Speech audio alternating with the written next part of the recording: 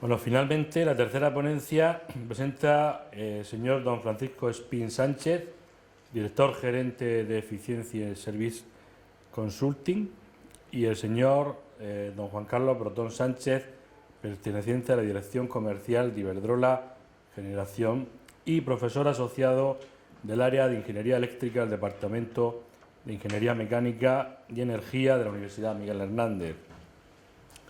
El tema que van a tratar, nos van a compartir, es un tema que la verdad es que el título ya genera cierta polémica o controversia. Nos hablan del autoconsumo y nos hacen la pregunta si es una realidad, ¿no? Nos van a hablar también del diseño técnico, económico y de la normativa. Francisco Espín tiene en su haber también un MBA en su currículum y su trayectoria como ingeniero es amplia y muy variada. Ha trabajado por medio mundo en distintas empresas relacionadas con las energías renovables, Bofer Solar, Headlicher, etc. Y actualmente ofrece servicios de consultoría en la empresa que ya he mencionado, Eficiencia Services Consulting, de la cual es socio fundador.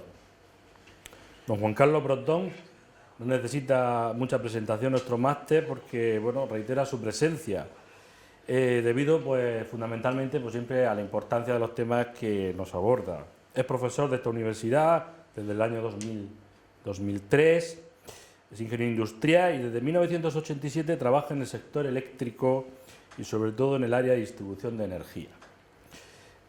Sin más preámbulo y como cierre de esta jornada les dejo con esta charla que, vuelvo a repetir, autoconsumo es una realidad, ¿no? Y nos van a hablar también del diseño técnico, económico y la normativa. Muchísimas gracias y buenos días.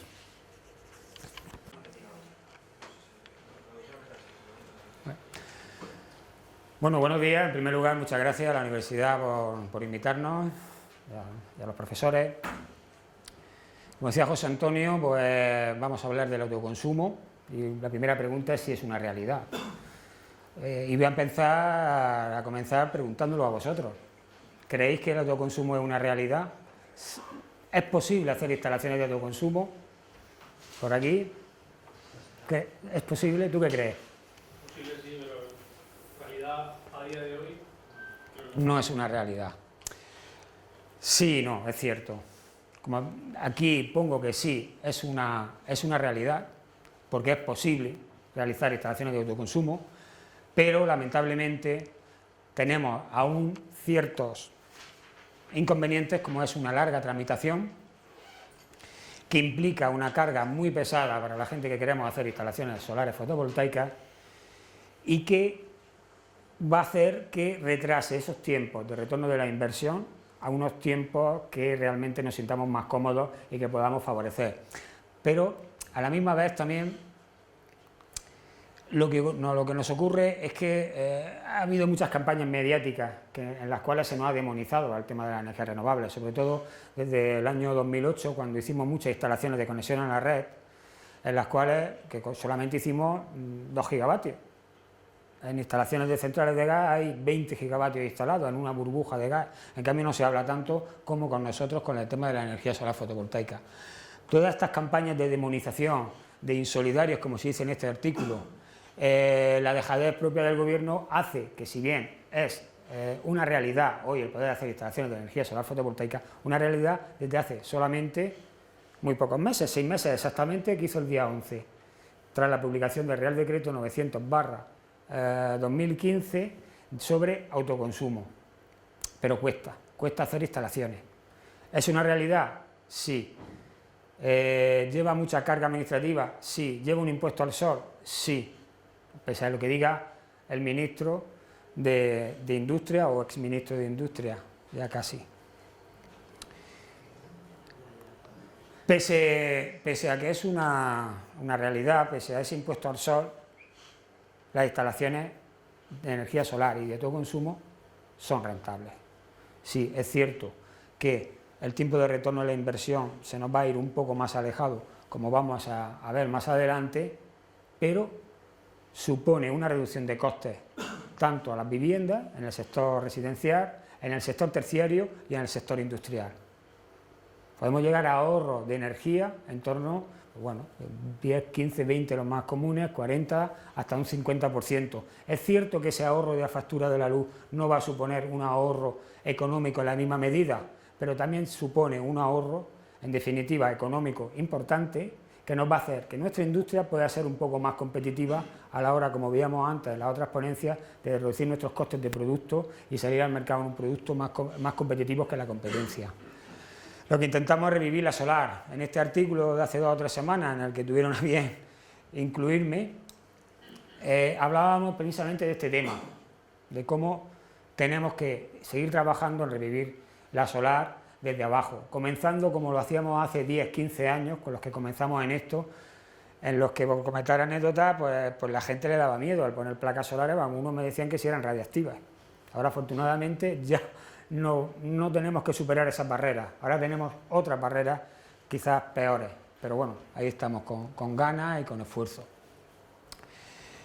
Para esta ponencia os voy a poner un caso muy común de lo que creo que puede ser un proyecto tipo, que es un autoconsumo para un centro comercial. En este caso es en el sur de España, concretamente en Andalucía, en Cádiz. Abastece las zonas comunes de ese centro comercial y la importancia que tiene es que la curva de carga de consumo va a coincidir con la curva de generación, con lo cual el ahorro de facturación va a ser importante y el ahorro de energía va a ser importante. ¿Cuál va a ser el proceso que voy a seguir? En primer lugar, determinar para esta instalación qué potencia y qué tipo de instalación tengo que diseñar. Hablaba antes de la carga administrativa, impuestos al sol, barreras. Va a ser determinante no solamente el dimensionamiento técnico, sino también la viabilidad económica de instalación, que me va a determinar qué potencia es la más idónea para mi instalación. Conocida la potencia, pues ya es un proceso similar al de toda instalación, a la cual estamos acostumbrados a calcular. El equipo, el inversor, que nos convierte esa energía continua en corriente alterna, qué energía voy a producir, calcular el resto de componentes y aparatos de maniobra y protección, y por último el presupuesto y una vuelta de tuerca. He determinado mi potencia, he determinado mi energía, voy a ver cuánto ahorro para volver a ese primer cálculo y ver si realmente he dimensionado la instalación correctamente. Los datos de partida pues son la factura, igual que por ejemplo en este caso de esta instalación que tiene una potencia contratada de 160 kilovatios, importante este dato, entre otras cosas porque según el Real Decreto 900/2015, como veremos más adelante, nos dice Juan Carlos, es la que nos va a limitar la potencia máxima a la cual yo puedo hacer mi instalación. Más de 160 kilovatios no voy a poder instalar. ¿Cuál va a ser mi curva de carga de mi consumo? Aquí podéis ver cómo el consumo va a aumentar a última hora de la tarde, cuando se encienden las luces, básicamente, no va a tener otros consumos más importantes asociados, y los datos de facturación que luego me van a permitir hacer el cálculo económico. Una buena toma de datos siempre va a ser importante para determinar mi instalación. Aquí destacar principalmente que uno de los requisitos que me va a hacer el cliente, en este caso, es que minimice mi carga en la cubierta. Oye, que me tienes que hacer y poner placas solares, pero no te pases. O sea, que aquí pues tiene que ser transitable, que no puedo cargar mucho, que no quiero mucho lío encima de esa cubierta. La cubierta es plana y aquí otra peculiaridad es que hay una desviación de 33 grados respecto al oeste, respecto del sur óptimo. O sea, no vamos a estar completamente, el edificio no me va a permitir estar orientado directamente a 0 grados sur, que es la dirección óptima. Luego, más adelante, comentaré alguna anécdota al respecto sobre la desviación respecto del sur.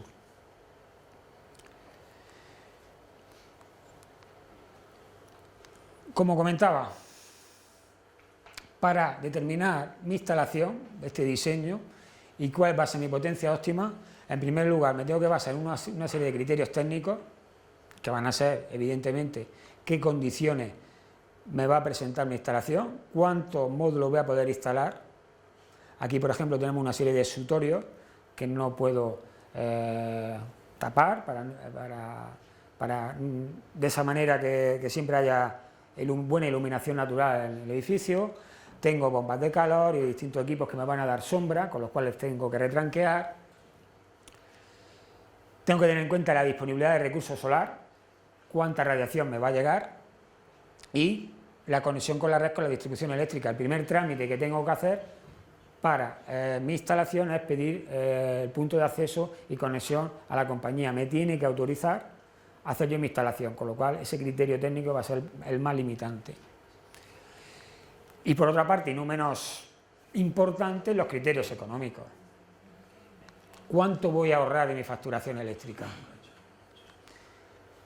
¿Cuánto tiempo voy a retornar la inversión que yo haga? Y el dinero que yo ponga para hacer esa instalación, ¿qué rentabilidad me va a dar? ¿Cuál va a ser mi valor actual neto?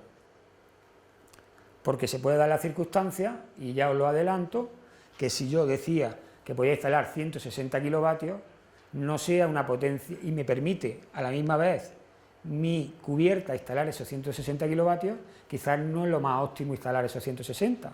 ¿Me va a producir el mayor ahorro de facturación eléctrica? Sí. ¿Me va a producir el mayor tiempo o mínimo tiempo de retorno de la inversión? Pues casi ya os adelanto que no. Al igual nos tenemos que ir a valores de 50, 60, 80 kilovatios. Lo vamos a ver más adelante. Por retomar un poco el tema de los factores limitantes que tenemos para determinar la potencia, pues en primer lugar, como os decía, tiene que ser menos de 160 kilovatios. Aquí el Real Decreto ya nos dice que puedo irme a una instalación de tipo 1 o de tipo 2. Si es más de 100 kilovatios será de tipo 2 y si es menos de 100 kilovatios de tipo 1. Os adelanto lo que luego os comentará Juan Carlos para poner un poco en antecedentes, es decir, las de tipo 1 son aquellas en las cuales solamente somos autoconsumidores y la energía que generamos la regalamos a la red, no la vamos a cobrar ningún tipo de retribución por la energía que vertemos. Si mi vecino de al lado pues se beneficiará de esa energía y la compañía distribuidora pues la venderá a otro, pero yo no me voy a retribuir. Y las de tipo 2 son aquellas en las cuales somos a la misma vez autoconsumidor y productor, pero estamos sujetos a la legislación como productores de energía solar fotovoltaica. Es decir, sí, vamos a tener una retribución por esa energía excedentaria, a ese valor de mercado, de pool, pero vamos a tener que pagar un impuesto de valor de la producción de energía eléctrica con el modelo 513 todos los años, llevar todo el tema de fiscal y demás, que dependiendo de qué tipo de instalación puede ser más rentable o no. Limitación de la potencia en función de la superficie disponible y, como veíamos antes, las condiciones de acceso y conexión de la compañía distribuidora. Estos son los factores que me van a determinar qué tipo de instalación. Dentro del cálculo, pues bueno, vamos a comenzar por calcular nuestra potencia en función de la superficie máxima disponible. Os comentaba que tenemos nuestra planta desviada 33 grados respecto al sur, concretamente hacia el oeste. Aquí voy a comentar una anécdota. Cuando comencé en el tema de la energía solar fotovoltaica, hace ya unos años, pues aquí en España nos empeñábamos en poner nuestras placas 0 grados sur y si la inclinación era 30, la óptima eran 30 grados a 30 grados. Nos daba igual si la vivienda del vecino se quedaba más bonita, menos bonita, pero queríamos captar el máximo de radiación posible. Estoy hablando quizás a lo mejor de finales de los 90, cuando ni siquiera había aún la normativa, 2000, 2001, 2002. Cuando llego a Alemania en una visita, con una empresa que luego trabajé para ellos, pues mi sorpresa de que veía que se instalaban placas solares por todos sitios, en la parte este, en la oeste, y sobre todo superpuestas. sin buscar la inclinación óptima. Luego me di cuenta, y muchos compañeros técnicos también, que realmente no siempre va a ser más rentable captar el máximo de radiación si conseguimos reducir otros costos por otro sitio. Cuando hacemos las cuentas dijimos, no, oye, vale, no voy a captar tanta radiación, pero estoy reduciendo, por un lado, en costes de estructura, minimizando la carga, y en segundo lugar, la estética. Es importante. Si yo tengo una industria, incluso en una industria o en un centro comercial, y no tengo por qué ver las placas totalmente levantadas que me van a producir reflexiones, etcétera. Y luego, por otro lado, me va a permitir también, como es en este caso, poner más módulos. Si yo pusiera aquí en esta instalación directamente al sur, tendría que poner los módulos en esta dirección. Si los pongo desviados, pues los pongo en esta y evidentemente a simple vista me van a caber más módulos. Quizás me interesa poner más potencia y menos radiación. Así, siguiendo con la reflexión anterior, pues el ángulo óptimo de esta instalación son 29 grados, con lo cual me da que, pues bueno, pues aquí unas dimensiones de módulo estándar de un módulo de 60 células, todos los módulos de 60 células aproximadamente miden 1,65 por 0,99, pueden llegar hasta los 200, 280 vatios. Un módulo de 72 células, pues evidentemente tiene más células conectadas en serie, con lo cual me va a dar más potencia, pero también las dimensiones son mayores. Este es el módulo estándar que hemos tenido hasta ahora, y el de 72 células, si bien se están instalando muchos en la actualidad, pero también algunas veces puede ser más interesante poner uno más, que hay más en el mercado, porque el precio va a ser más favorable. Con una inclinación óptima de 29 grados, pues tengo que la distancia entre filas pues me va a ser 1,09, para un ángulo de inclinación en el periodo más desfavorable de 23,7 grados. Con lo cual, pues bueno, aquí viene otra reflexión. El cliente me dice que tengo que minimizar mis cargas. Si me voy a la inclinación óptima, pues evidentemente pues tendré mayor exposición al viento y el peso que tendré que poner en mi contrapeso tendría que ser mayor. Si me voy a menos inclinación, voy a necesitar menos peso para soportar esa estructura, porque también es mejor poner unos contrapesos que no fijarla a la cubierta, porque me puede dar problemas de filtraciones y demás. Con lo cual voy a tener menos carga,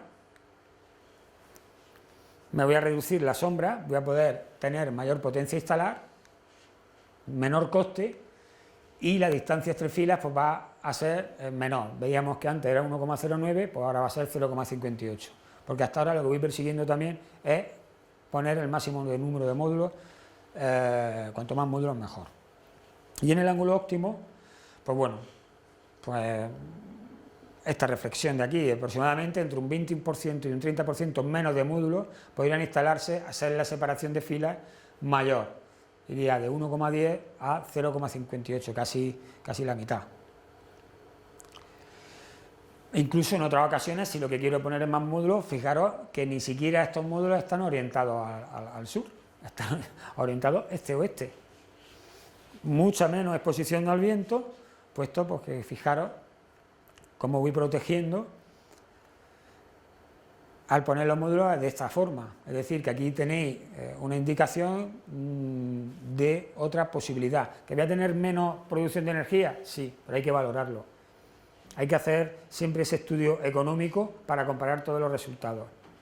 Esto también decir que nos lo permite ahora la reducción de costes de la energía solar fotovoltaica. Antes, el tema de los módulos pues suponía aproximadamente un 60% de total del coste de una instalación. Ahora pues ha bajado a un 40-45%. Con lo cual, pues bueno, vamos a hacer una instalación. Vamos a poner este tipo de instalación protegiendo la parte de exposición al viento para reducir la carga. La inclinación de 15 grados. Diseñamos y con un programa de CAD, teniendo en cuenta todo el tema de las sombras que me puede proporcionar con los ángulos de elevación, en el caso más desfavorable, como veíamos, sobre mi instalación con los retranqueos determinados, pues lo vamos a ver qué potencia me va a caber en esta instalación. A este respecto, indicar que para el cálculo de sombreados pues es un cálculo tedioso. Hay software en el mercado que está a su disposición, algunos gratuitos, que nos hace ya esa simulación. Es decir, solamente tendremos que exportar nuestro plano en CAD al programa, poner los obstáculos y él ya nos va a determinar la trayectoria solar y nos va a calcular las pérdidas que vamos a tener por ese concepto. Para un primer cálculo de un estudio técnico económico para un cliente, pues podemos estimarlo quizás en torno a un 2%, un 3%, sin miedo a equivocarnos, ¿no?, de que va por ahí esas pérdidas, porque sobre todo en el tema de estas instalaciones encubiertas de edificios comerciales como este caso, donde vamos a tener muchos obstáculos.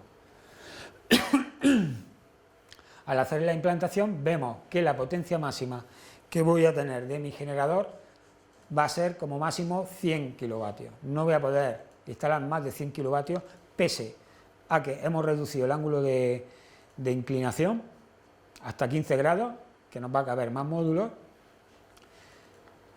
y hemos priorizado el paralelismo con la cubierta del edificio, teniendo así, aunque tenemos menos rendimiento de nuestra instalación. Con lo cual, otra conclusión es que vamos a estar dentro de lo que se llama autoconsumo tipo 1, como autoconsumidores. No vamos a poder superar la cifra de los 100 kilovatios y ser productores a la vez, y conseguir una retribución por la energía que vertemos a la red.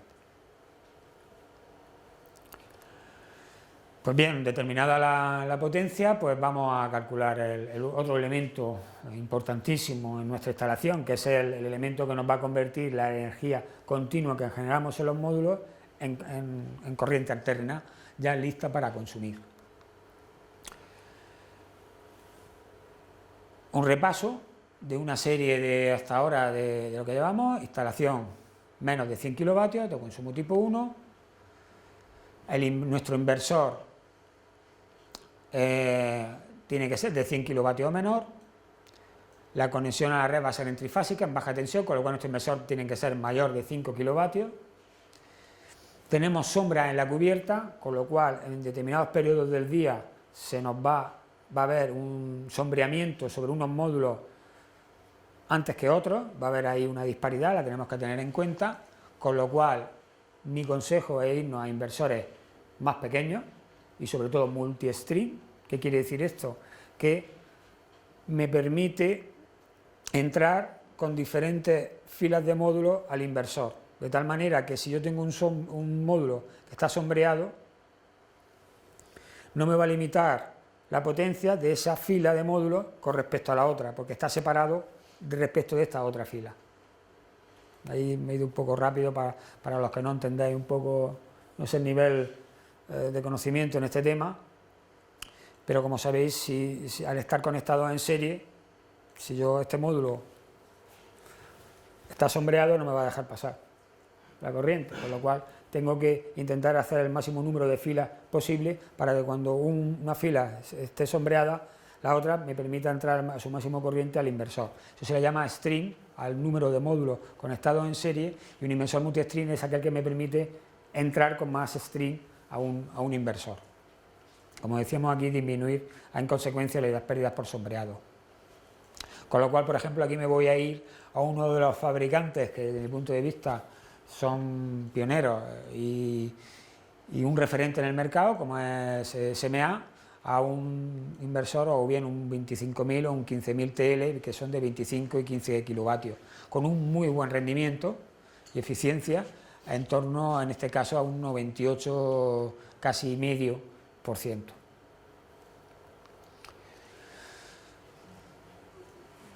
Seleccionado el inversor, pues vamos a ver cómo conecto esos módulos al inversor. Cuántos módulos, como decía antes, voy a conectar en serie, y de esos módulos cuántos voy a conectar en paralelo para conectarlo al inversor. Lo que me va a permitir saber cuántos módulos conecto en serie y cuántos de esas cadenas o string en serie tengo que conectar va a ser las características del inversor en cuanto a la tensión. Este inversor trabaja en un rango de tensión entre 390 a 800 voltios. Con lo cual, si vemos aquí que yo tengo que mi tensión de inversor son 30 voltios, pues tendré que conectar tantos inversores hasta llegar a estar entre medio de estos valores. Pero eso para la tensión y el punto de búsqueda de máxima potencia de inversor que está en este rango. Pero los módulos, y aquí voy a comentar otro tema, de forma de anécdota, yo llevo la gestión de varios parques fotovoltaicos, pues es muy habitual que muchas veces pues la gente, sobre todo en verano, hace un sol de justicia, 40 grados, aquí en Murcia, pues me dice, joder Paco, estarás contento. Sí, ¿por qué? Digo, bueno, la energía hoy te forra. ¿Cómo que me forro? Sí, tú sabes el sol y el calor que hace. Sí, vale, hace calor, pero la potencia de mi módulo con la temperatura va a disminuir.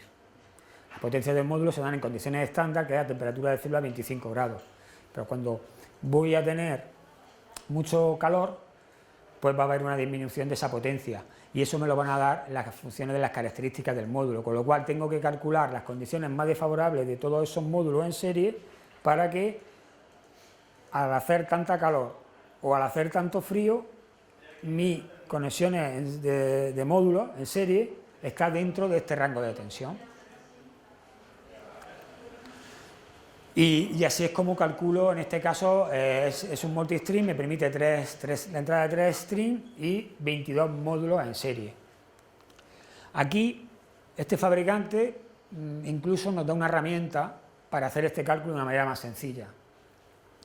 Hacerla manual, aconsejo que lo hagáis también de forma manual para entender un poco el concepto. Es simplemente coger los coeficientes de variación que tengo aquí, por ejemplo, aquí tengo que varía por cada grado centígrado, se varía a 0,31% lo que es la tensión, y las variaciones de potencia, y lo hagáis a mano para ver cómo funciona. Pero luego en el día a día, por ejemplo, en este software de SMA, nos permite calcularlo automáticamente y poder jugar con distintos tipos de inversores, ¿no? Quería en este caso pues haceros esta puntualización porque incluso este software pues nos va a permitir hacer y calcular si le metemos la curva de carga, calcular la curva de generación, etcétera. Es un software muy completo. Así pues, para un inversor de 25 kilovatios, pues tengo 22 módulos conectados en serie con 3 strings, y la segunda entrada otros 22 módulos con 2 strings. Y para las condiciones, pues voy a tener que la tensión mínima en esta conexión va a ser 573 voltios y la máxima 889 voltios. Y la corriente máxima del generador 24,6. Aquí este es el resultado que ya me da lo que es el software en las distintas condiciones, tanto de tensión como intensidad. Normalmente las condiciones de temperatura se hacen para menos 10 grados y más 70 grados de temperatura de célula del módulo. Aquí en Murcia, en Alicante, en Valencia, en las zonas del sur de España, no merece la pena irnos a hacer un cálculo a menos 10 grados de temperatura de célula, vamos a ir a 0 grados. Si nos interesa que luego nuestro inversor pueda ser uno u otro, pero la normativa, en la IEC no recuerdo en la que se dice, te indica que se haga a este cálculo, con lo cual, como podéis ver, aquí se vería en la parte trasera de mi instalación, en donde estoy conectando estos 22 módulos en serie, y la parte positiva y la parte negativa que irían conectadas aquí con otro cableado hasta mi inversor. Aquí en este caso voy a utilizar también inversores de 25 y también otros de 15 kilovatios con otras configuraciones distintas, de tal manera que ya ajustando el número de módulos a mi instalación, a la superficie máxima que yo puedo poner, pues voy a poder instalar 396 módulos de 250 vatios con 4 inversores que me van a dar una potencia total del generador fotovoltaico de 99 kilovatios y una potencia nominal de 90 kilovatios. Son los 75 más los 15.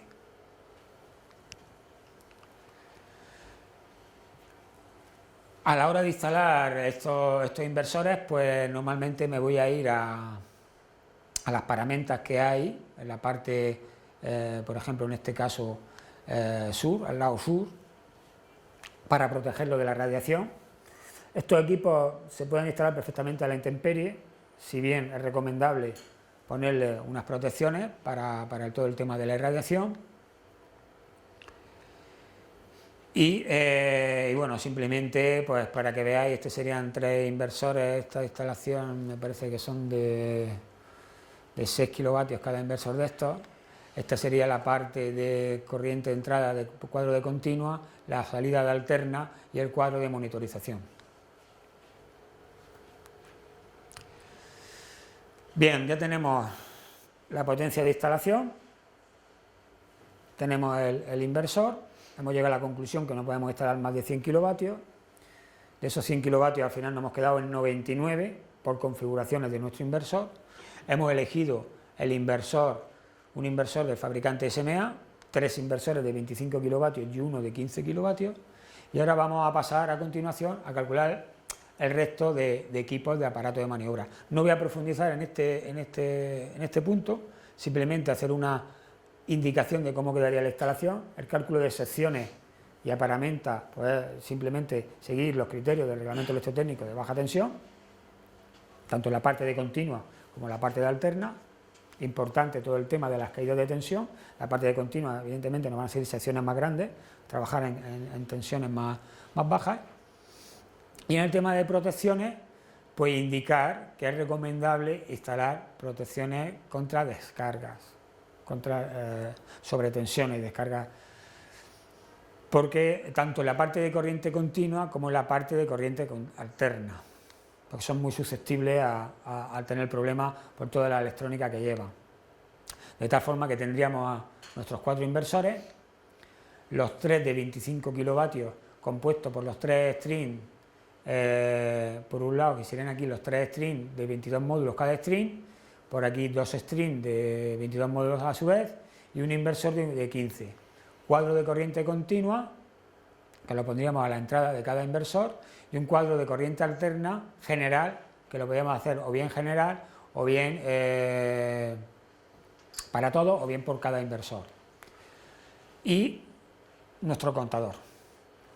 En este caso, como veremos más adelante, tenemos que poner 2 contadores y ya directamente a la conexión de la red. Es una instalación muy sencilla, el tema de las instalaciones de energía solar fotovoltaica, y hacer una puntualización en cuanto a la garantía. En el tema de la energía solar fotovoltaica, pues yo creo que es el único sector donde damos garantías a largo plazo.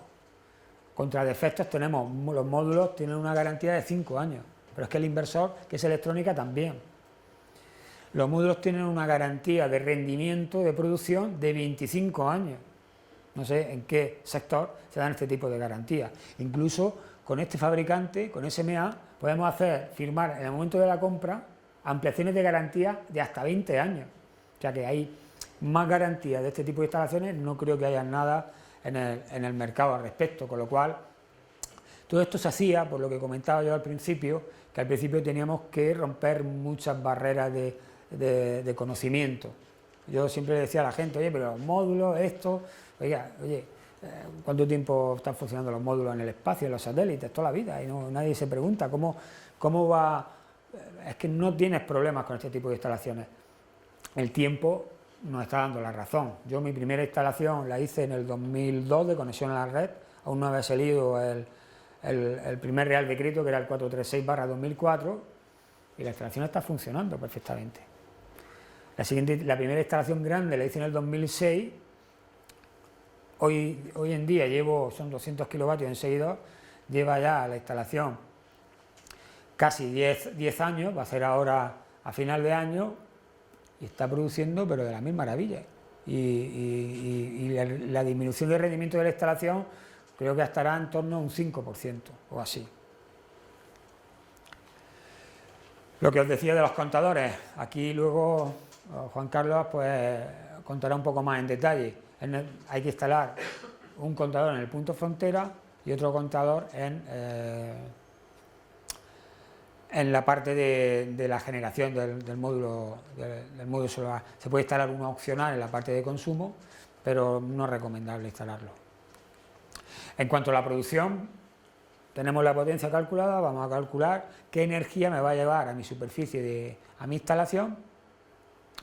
Voy a tener que en mi superficie de módulo me van a entrar 2011 kWh por cada kilovatio que yo voy a instalar, y a partir de ahí le voy a ir descontando las pérdidas. Primero las curvas del horizonte, eso por el sombreado topográfico, no el de obstáculos, sino si estoy aquí en Orihuela y tengo todas las montañas que hay aquí, pues evidentemente me va a reducir el número de horas de sol, esto en torno a estar un 0,1%. Otras pérdidas como son la radiación en cuanto a la reflectividad, no toda la radiación que me llega la voy a aprovechar, sino una parte se va a reflejar. La conversión de corriente continua en los módulos, el efecto mismas, por ejemplo, no todos los módulos tienen 250 vatios, uno tiene 250, otro tiene 249, pues ahí va a haber unas pérdidas por ese aspecto. Por supuesto, las pérdidas en corriente continua de mi instalación, de cableado, las de corriente alterna, la disponibilidad, es decir, ¿qué es la disponibilidad? A lo largo del año, ¿cuánto preveo que puede estar parada la instalación? En un 98% creo que ya es bastante, que son 3,6 días. Normalmente las instalaciones de conexión a red es la disponibilidad que nos exigen los contratos de mantenimiento de un 99% y la cumplimos. Y la estimación, que ya es más importante, de un 2,2% de pérdidas por sombreado en la cubierta, con lo cual por cada kilovatio de módulo que yo voy a instalar voy a producir 1560 kWh. Este era otro de los puntos que al principio éramos mucho más conservadores cuando comenzamos en el tema de la energía solar, porque decíamos, joder, es que parece mucha energía que vamos a producir. En Alemania está en torno a 1000 y pico, 900, en Inglaterra, en Reino Unido también, pero estos números se cumplen, incluso más. A lo mejor aquí he sido un poco conservador por el tema de las sombras, pero en el sur de España pues tenemos una planta en Écija y otra más que al principio de conectarla estaba dando por los 1650 kWh por cada kilovatio pico. Otra planta de aquí en Murcia, concretamente en Bullas, de seguidores, pues está sobre los 2000, 2100 kWh por kilovatio pico.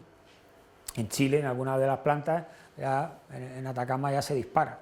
Ahí ya se van a los 2.300 kWh por kilovatio pico. En consecuencia, pues voy a tener que para mis 99 kilovatios pico voy a tener una producción de 154.000 kilovatios hora, con un PR, que es un Performance Ratio, de 77,6%. Es decir, que de los 100% de energía que tengo, voy a producir solamente el 77,6%.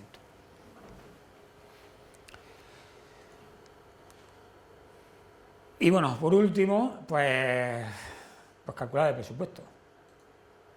Los 396 módulos de este tipo de módulos, de este fabricante, Jinko, la estructura soporte, el cableado. Vamos a poner una estación meteorológica, dependiendo de qué tipo de contrato firmamos con el cliente. Necesitamos conocer los datos de irradiación por las exigencias que nos haga en cuanto a cumplimiento de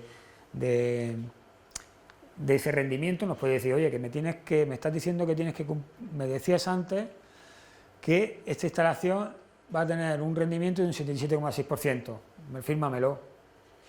Se lo firmamos sin ningún problema, pero para eso pues necesitamos también medir qué irradiación vamos a tener para poder ir comparándola. También sensores de temperatura. Normalmente en todas las instalaciones medianamente grandes se instalan todo tipo, anemómetros, se instalan todo, pequeñas estaciones meteorológicas.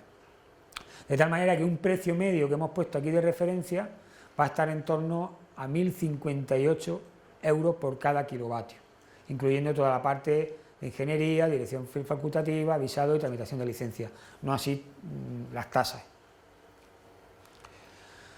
De tal forma que volvamos a la parte inicial de datos. Tenemos el coste medio de facturación de estas zonas comunes de este centro comercial, que le sale un precio medio de 13 céntimos, su curva de generación de lunes a sábado y vamos a compararla con nuestra curva de producción, porque aquí me voy a adelantar, porque evidentemente no va a coincidir. Si elijo para estos 90 kilovatios, pues habrá, por ejemplo, en agosto, donde voy a producir más kilovatios, pues habrá un periodo en el que habrá una energía excedentaria. No toda la energía que yo produzca va a ser consumida instantáneamente. No así siendo en enero, de tal manera que aquí pues voy viendo esa energía dependiendo del tipo de instalación que voy a verter a la red y por la cual no voy a conseguir ningún tipo de retribución. Así, pues el 81,88% de la energía que genero para una estación de 70 va a ser autoconsumida frente al 74% del caso que hemos finalmente estudiado, regalando a la compañía 40.287 kilovatios hora. En el caso de instalaciones de autoconsumo tipo 1, no me queda más remedio que regalársela. Hay otra forma que es cortando la inyección de la energía, poniendo unos limitadores de vertido para decir, bueno, pues corto y no, por lo menos que no se aproveche nadie. Lo que pasa que como esperamos cambios normativos, pues yo de momento no lo instalaría, a no ser que por normativas me tenga algún trato de favor o algún beneficio. De tal forma que esta instalación, pues bueno, hablando con el cliente, pues nos dice, mira, yo un ahorro medio de facturación y por el coste, pues yo creo que en torno a un 25% está bien. El tiempo de retorno de la inversión, entre 10 y 11 años, pues también me cuadra. Aquí indicar que está ya incluido el peaje o impuesto al sol para cada uno de los periodos. Y al final el cliente decide esta instalación. El problema es rentable, es una realidad, sí. La cuestión es que sería más interesante si, primero, por esos 40.000 kilovatios por lo menos nos la pagaran, o bien que el balance neto, que sería rentable. Vale, yo no puedo ahora mismo, no me pague esos 40.000 kilovatios, pero guárdamelos para la factura de la noche, con lo cual ya no sería, el ahorro aún sería aún mayor. Y este tiempo de retorno de la inversión, en vez de irnos casi a los 11 años, pues nos podríamos ir perfectamente 6, 7 años. En este ejemplo nos vamos casi a 11 años, pero por ejemplo, otro caso que estoy estudiando ahora mismo de un lavadero, pues nos vamos a 5 años, porque el lavadero es aún más, su curva de generación se ajusta aún más a la curva de la demanda. En una industria, pues yo creo que podría estar incluso, dependiendo de qué tipo de industria, si tiene muchas cámaras o necesita el frío, pues nos podríamos ir también en torno o sea, si tiene mucho consumo durante el día, pues nos podríamos ir también en torno a los 7, 8 años o como máximo a los 11. Pero de todas formas podemos siempre a comenzar con nuestros clientes a darles distintas opciones de tal manera que él decida en función de su disponibilidad, en función de su ahorro, lo que se quiere gastar. Aquí en este caso, al final, pues bueno, estos serían los números. Tiene un consumo de 440.000 kilovatios, el ahorro va a ser de 19.000, casi de 20.000 euros al año, en la factura eléctrica va a estar en torno a un 25% y en torno a los 11 años. En consecuencia, pues bueno, esta sería la última parte. Quisiera aquí, estamos haciéndolo muy rápido, todo el tema de pasando por encima. Juan Carlos y yo estamos trabajando en esta plataforma, ahora mismo estamos impartiendo este curso en donde esta parte de la presentación mía corresponde a esta parte de un proyecto tipo para una instalación de autoconsumo conectada a la red de más de 10 kilovatios. Y este sería el contenido de este curso que estamos comentando. Quería hacer el inciso ahí al respecto. Y nada, y con esto pues bueno, terminar. Y ahora doy paso a Juan Carlos para que explique la parte más tediosa, que es todo el tema de la normativa,